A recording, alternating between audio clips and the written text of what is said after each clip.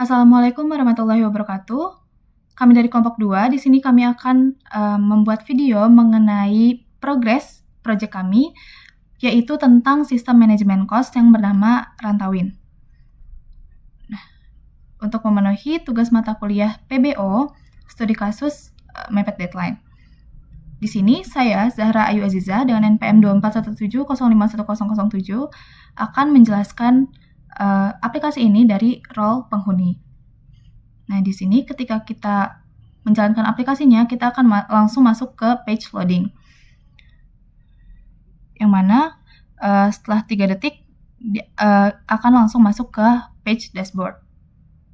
Nah, di dashboard sendiri akan ada kamar yang belum terisi dalam bentuk card. Nanti di cardnya ada button untuk kita melihat detail dari kamar tersebut. Langsung aja kita jalanin.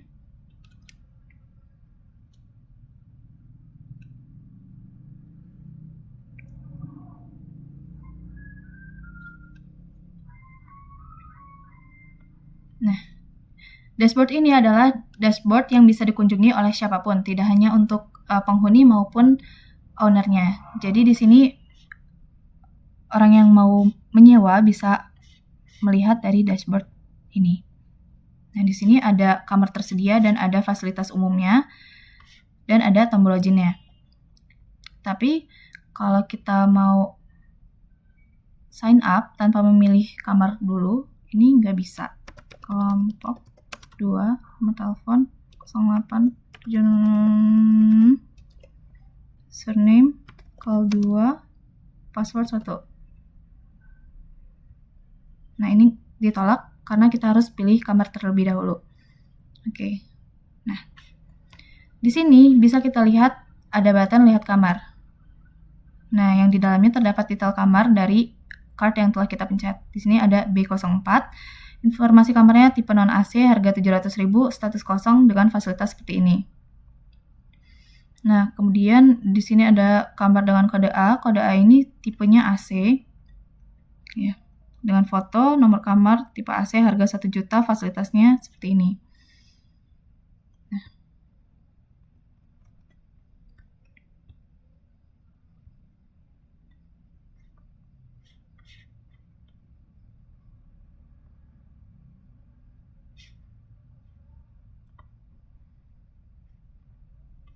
Ketika kita memencet sewa kamar, kita akan diarahkan langsung ke halaman sign up.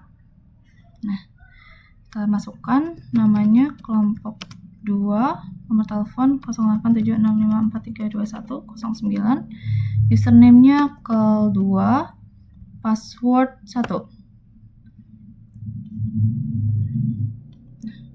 Di sini sign up. Nah, di sini ketika kita daftar, kita akan langsung diarahkan ke page pembayaran awal. Di sini kita bisa langsung melakukan bayar lunas ataupun bayar uang muka. Tapi ketika kita mau bayar lunas, di sini nominalnya tidak bisa diedit. Nah, kalau misalnya kita bayar uang muka, di sini nominalnya masih bisa kita ubah. Misalnya saya mau bayar 100.000.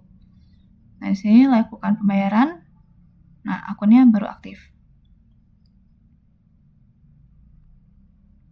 Tadi namanya call2, passwordnya 1. Masuk. Nah, apakah di sini juga masuk? Select from users. Di sini sudah masuk ya kelompok 2. Nomor teleponnya, username, password, ID kamar 17, role-nya penghuni. Nah, di sini karena tadi saya baru bayar DP sebesar 100.000, jadi di sini total tunggakan masih ada 900.000 dan status pembayaran belum lunas. Bisa kita lihat di riwayat pembayarannya. Sebesar 100.000 statusnya belum lunas. Total pembayarannya 100.000. Nah, di sini kalau kita mau bayar tagihannya, kita harus langsung bayar lunas. Bayar tagihan, terdapat konfirmasi apakah kita mau bayar sisa tagihan sebesar 900.000.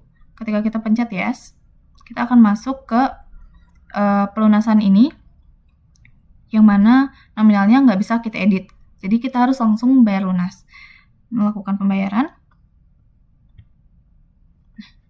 Di sini riwayat pembayarannya ke-update jadi lunas. Begitupun di database-nya. Tagihan. Nah, lunas.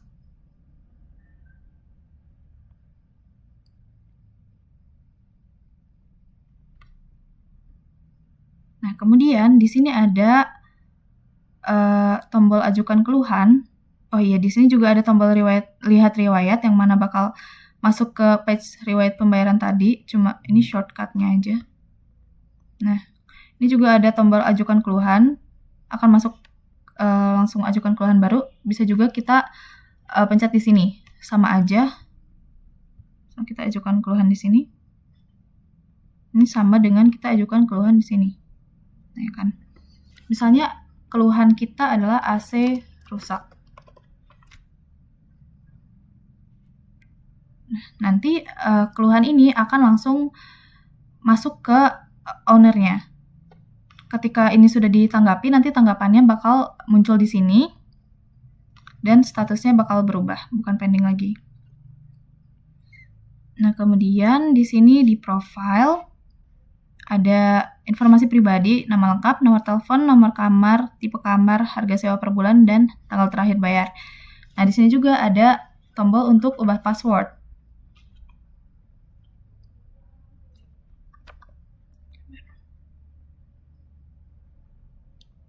Tadi di penghuni controller.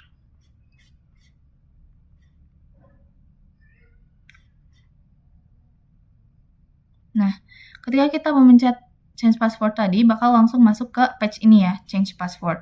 Nah, ini adalah controllernya. Jadi, misalnya kita masukin passwordnya salah nih. Misal saya masukin password 2.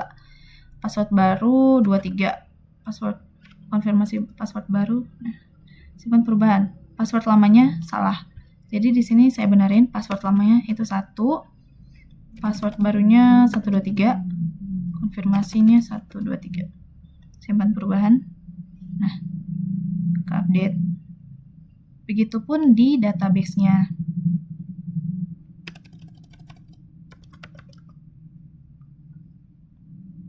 Nah, passwordnya jadi 123, tadinya 1. Oke, di sini kita kembali ke dashboard. Ya, ketika kembali ke dashboard, kita akan masuk lagi ke dashboard penghuni ini. Nah, status pembayarannya juga jadi lunas dan total tunggakannya 0 karena tadi udah dilunasin. Oke, di sini kita bisa logout. Oh iya, untuk memastikan apakah sebenarnya keluhan ini beneran masuk atau enggak ke page owner-nya. Di sini kita bakal masuk ke page owner-nya.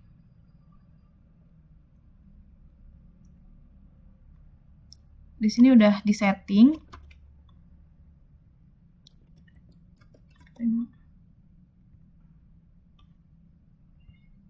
Nah, di sini sudah masuk AC-nya rusak dan belum ditanggapi. Nah, nanti ketika sudah ditanggapi, tanggapannya bakal muncul di page keluhan milik penghuni tadi. Oke, sekian untuk penjelasan dari role penghuni. Untuk selanjutnya akan dijelaskan oleh rekan saya yang lain. Terima kasih. Selanjutnya, saya Atalawila Raffi dengan NPM 24170510004. Di sini, saya akan menjelaskan bagian saya, yaitu tentang role yang kedua, yaitu admin atau owner.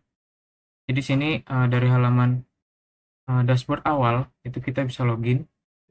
Nah, loginnya ini, kita menggunakan akun dan password yang sudah kita masukkan terlebih dahulu di database. Nah, setelah masuk, kita itu masuk ke pertama dashboardnya dulu. Jadi dashboardnya ada ini isinya. itu di sini harusnya ada pemasukan, pengeluaran, kamar terisi, dan keluhan masuknya ada berapa. Dan ini juga ada pendapatan keuangan itu setiap bulannya atau pemasukan. Nah, ini semua masih seperti ini karena dia hanya dummy dan belum terhubung ke database atau controllernya. Tapi di sini ada juga tabel kamar kosong dan kamar terisi, di mana di sini itu udah terhubung ke database-nya. Ini ada data kamar kosong, yaitu B01 sampai B05, dan di sini ada juga yang A, itu B itu artinya non AC, yang A itu AC. Dan di sini ada kamar terisinya, di mana di sini isinya itu ada nomor kamarnya nomor berapa, terus penghuninya siapa, awal sewanya tanggal berapa, dan tanggal pembayaran terakhirnya tuh tanggal berapa. Nah, di sini ini merupakan dashboard untuk FXML yang di sebelah sini, ini yang kanan dan atas.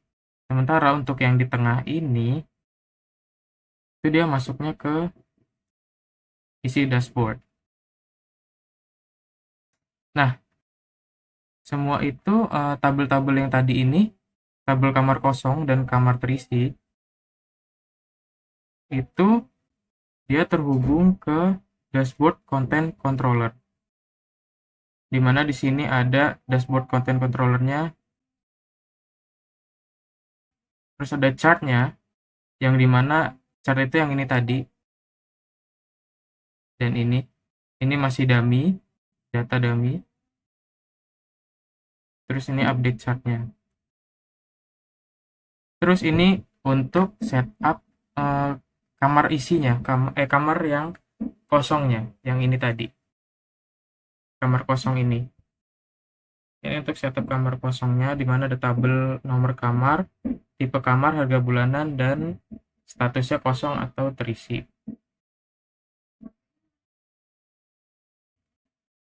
Nah, yang ini untuk occupied table atau kamar yang terisinya.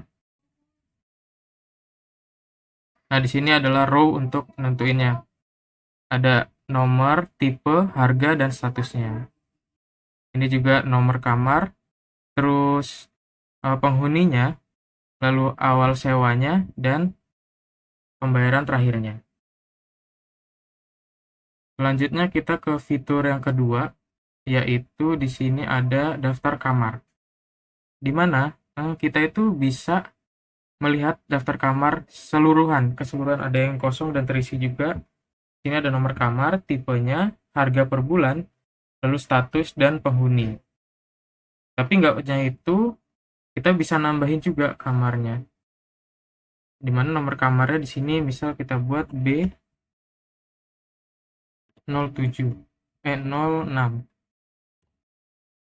Tipenya adalah non AC.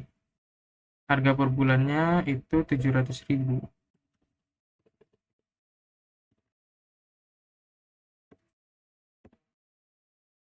Nah, ini bisa kita simpen. Nah, kamar udah berhasil ditambahin B06 non AC. Itu bisa kita lihat di database-nya, itu juga udah tertambah. Nah, ini ya, B06, dia masuknya ke ID kamar nomor 22. Nah, ini 22, B06 non AC, 700.000 dan kosong. Di sini juga bisa kita edit untuk kamarnya, kayak harganya misal kita naikin jadi 750.000 gitu. Itu bisa. Nah, data kamarnya udah berhasil di database pun, harga kamarnya harusnya sudah berubah. Nih ya, harga kamarnya udah berubah. Terus kita juga bisa hapus. Nah, kita bisa hapus kamarnya. Nah, jadi udah nggak ada lagi yang tadi baru kita tambahin. Ini di database juga udah nggak ada. Terus kita juga bisa isi kamar yang kosong ini secara manual. Oh, karena ini akunnya cuma ada satu yang terdaftar, jadi dia udah punya kamar sendiri. Ini juga bisa kita kosongin.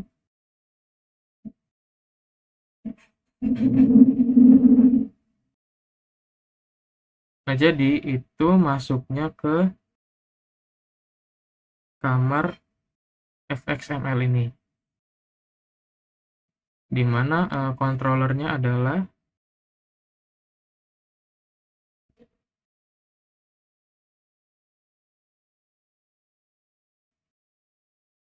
nah, ini merupakan kamar controllernya.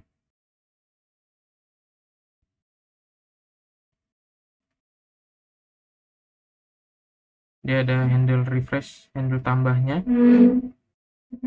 ada handle editnya di sini, handle hapusnya juga ada, handle assign. Nah, ini untuk mengambil kamarnya apa aja.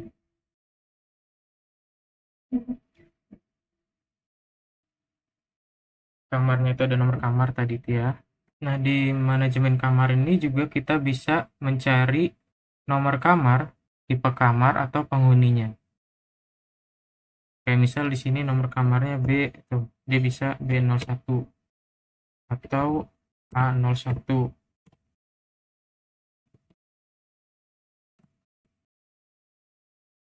Nah, 01 nih ya bisa. Terus dari tipenya juga, misal kita mau cari yang AC.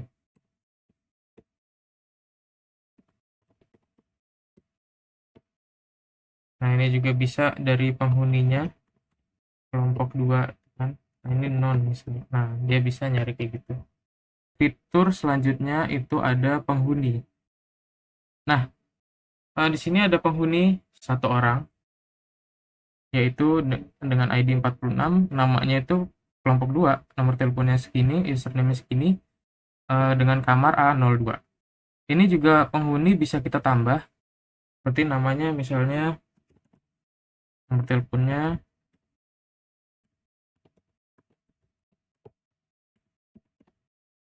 nah username-nya, ya namanya kita ganti aja.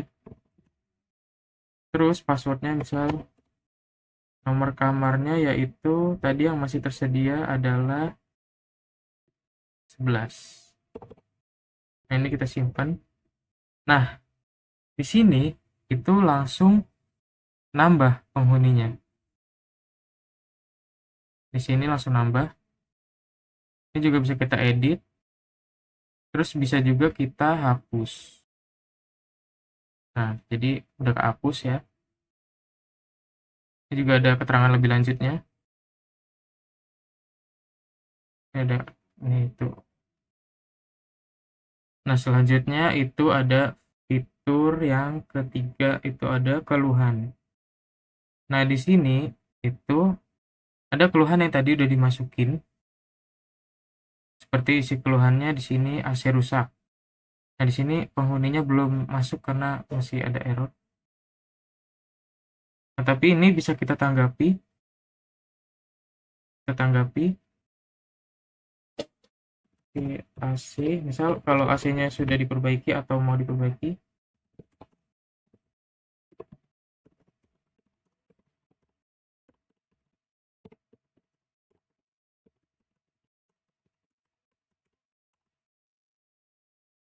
Nah, tanggapannya udah. Jadi tanggapan ini bisa langsung menanggapi yang dari penghuninya. Nah, itu tersedia terdapat di controller, yaitu keluhan controller.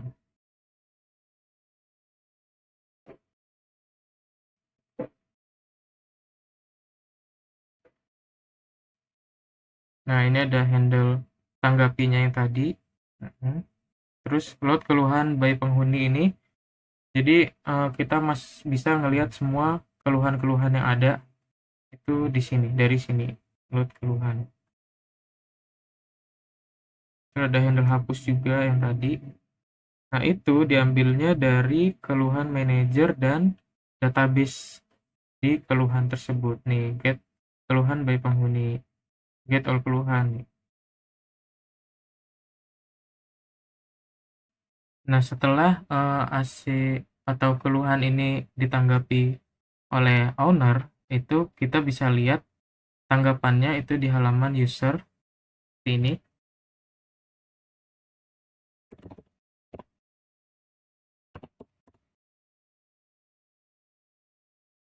Nah, kita bisa lihat di sini menu keluhan.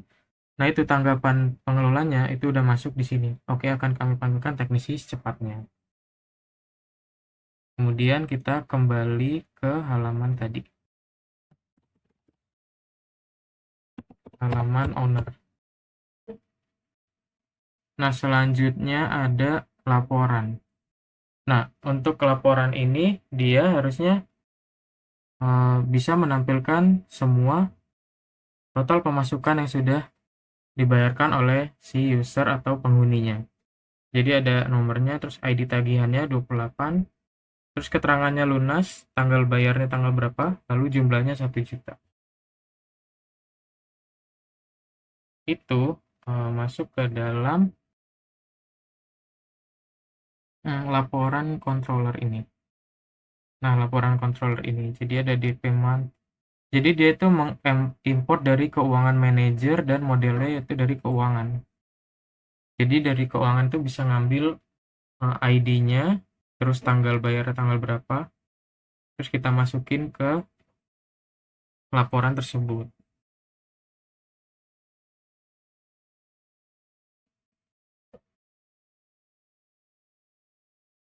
Nah, untuk fitur yang terakhir yaitu fitur keuangan akan dilanjutkan oleh teman saya. Nah, yang terakhir setelah di sini semua itu juga ada tombol logout atau keluar. Jadi kita bisa logout ke halaman dashboard awal tadi dan melihat data-data kamar yang ada. Assalamualaikum warahmatullahi wabarakatuh. Perkenalkan, nama aku Sakina dengan NPM 2417 051024. Di sini Sakina akan menjelaskan tentang sistem pengelolaan kos bagian keuangan. Oke, yang pertama kita jelasin dulu tentang UI atau FXML-nya. Di sini di bagian FXML ini kan ada struktur utama UI-nya. Yang pertama ada border pen-nya, terus ada bagian top yaitu untuk judul dan total pemasukan. Nah, di sini kita bisa lihat di bagian topnya ini ada judul yaitu pemasukan bulan ini. Nah, di sini juga ada total pemasukan bulan ini di label hijaunya. Nah, label hijaunya ini sekarang ada 1.400.000. Nah, lalu ada juga struktur bagian senternya di mana ini adalah tabel daftar pemasukannya, tabel yang ini.